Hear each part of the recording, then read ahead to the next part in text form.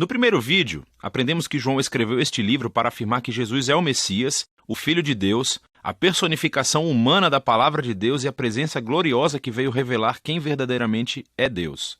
Em seguida, exploramos como João projetou a primeira metade do livro para demonstrar essa afirmação. Jesus realizou sinais milagrosos e fez enormes afirmações sobre si mesmo de que ele era a personificação de toda a história de Israel. Mas tudo isso gerou controvérsia e os líderes judeus confrontaram Jesus por todas essas alegações, o que culminou em Jesus sacrificando a sua própria vida por seu amigo Lázaro. Ao aproximar-se de Jerusalém para ressuscitá-lo dos mortos, Jesus selou seu destino. E assim, uma vez que o plano para assassinar Jesus é colocado em ação, chegamos à segunda metade do livro. A primeira parte foca inteiramente na última noite de Jesus e suas últimas palavras aos discípulos, enquanto ele tenta prepará-los para a sua morte. Jesus realiza esse ato chocante no jantar. Ele assume o papel de um servo comum, ajoelhando-se para lavar os seus pés sujos. Algo que, em sua cultura, um rabino superior jamais faria por seus discípulos. E Jesus diz que isso é um símbolo do seu propósito de vida, de revelar a verdadeira natureza de Deus como um ser de amor abnegado. E é também um símbolo do que Jesus está prestes a fazer ao se tornar um servo e abrir mão de sua vida para morrer pelos pecados do mundo. E assim, esse ato demonstra o maior mandamento para os seus discípulos, de que eles deveriam continuar amando uns aos outros como ele os amou. Atos de generosidade em amor devem ser a marca dos seguidores de Jesus. E isso é o que mostrará ao mundo quem Jesus é, e assim quem Deus é. Daqui em diante, Jesus entra em um discurso longo e fluente que é concluído com uma oração. E você verá que toda essa parte é unificada por alguns temas repetidos. Jesus continua dizendo que está indo embora, o que deixa os seus discípulos tristes. Mas Jesus diz que é por uma boa causa, pois isso significa que ele enviará o Espírito, também conhecido como o advogado. Como humano, Jesus só pode estar em um lugar de cada vez, mas o Espírito é a presença pessoal divina de Jesus em qualquer lugar e em qualquer momento. E o Espírito fará várias coisas, afirmou Jesus. Então, lembre-se, para João, a única divindade do Deus único consiste no relacionamento amoroso e unificado entre o Pai e o Filho. Jesus diz que o Espírito é essa presença pessoal amorosa que irá viver no seu povo e atraí-los para o amor entre o Pai e o Filho. E assim, diz Jesus, seus discípulos são aqueles que habitam ou permanecem nesse amor divino, do mesmo modo que os ramos são interligados a uma videira. Ele descreve aqui como o amor pessoal de Deus pode permear a vida de uma pessoa, curando, transformando-a e a renovando. E tem mais.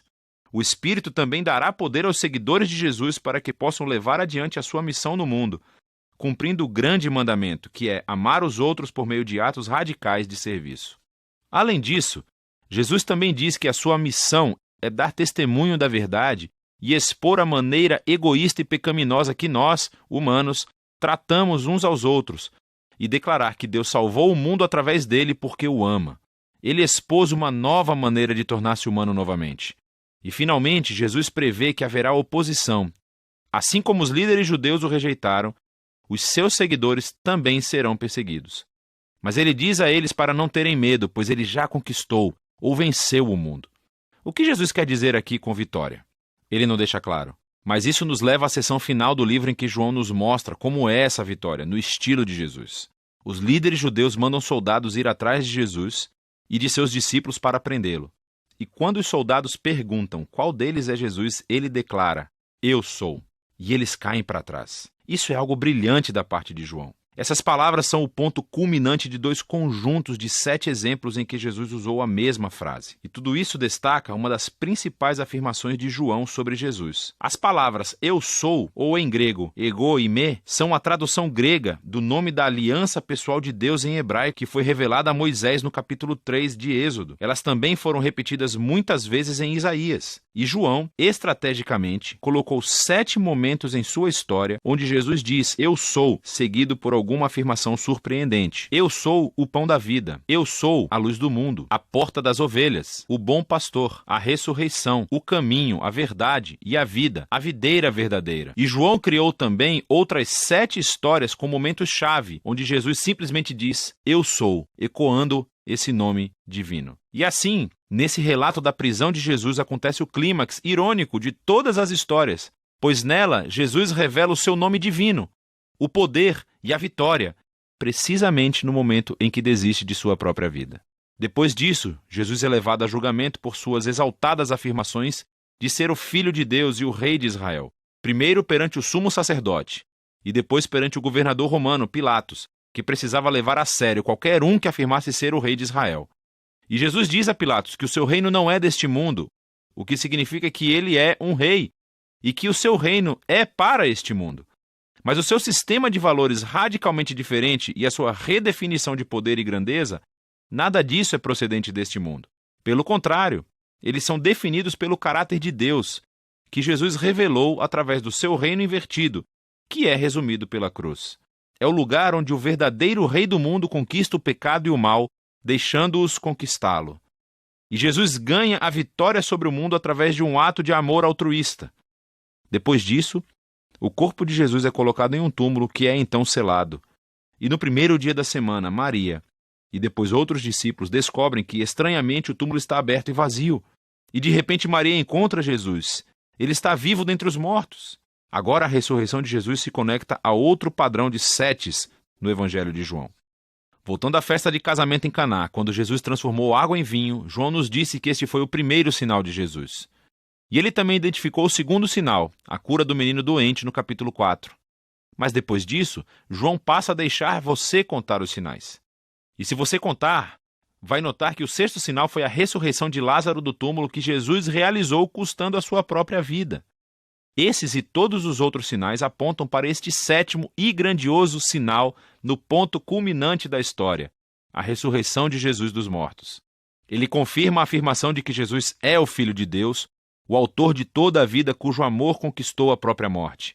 Depois do sepulcro vazio, Jesus se encontra com todos os discípulos, envia o Espírito Santo como tinha prometido e os comanda, através do Espírito, a continuar sua missão do Pai entre eles. Depois disso, o livro conclui com um epílogo que explora a missão contínua dos discípulos de Jesus no mundo. Então, alguns deles estão pescando e não pegam nada. Jesus aparece na praia e, embora eles não o reconheçam, ele diz a eles para jogarem as suas redes do outro lado do barco. Quando eles obedecem, uma enorme quantidade de peixes é fisgada e só então eles o reconhecem como Jesus. João está oferecendo aqui uma imagem do discipulado de Jesus. Seus seguidores serão mais eficazes no mundo quando o foco não estiver no seu próprio trabalho, mas simplesmente em ouvir a voz de Jesus e obedecê-lo quando ele fala. É quando eles vão realmente vê-lo trabalhar em suas vidas. Depois disso, Jesus fala com Pedro e o coloca como um líder único no movimento de Jesus, indicando que um dia ele também irá entregar a sua vida. Mas em contraste com Pedro, os últimos momentos da história se concentram no autor deste evangelho, o discípulo a quem Jesus amava. E ao contrário de Pedro, o seu trabalho não foi liderar o movimento de Jesus, mas sim passar a sua longa vida testemunhando sobre Jesus para que outros possam acreditar nele. E isso é exatamente o que ele fez aqui, ao escrever essa incrível história sobre Jesus, o Messias, o Filho de Deus. E é disso que trata o Evangelho de João.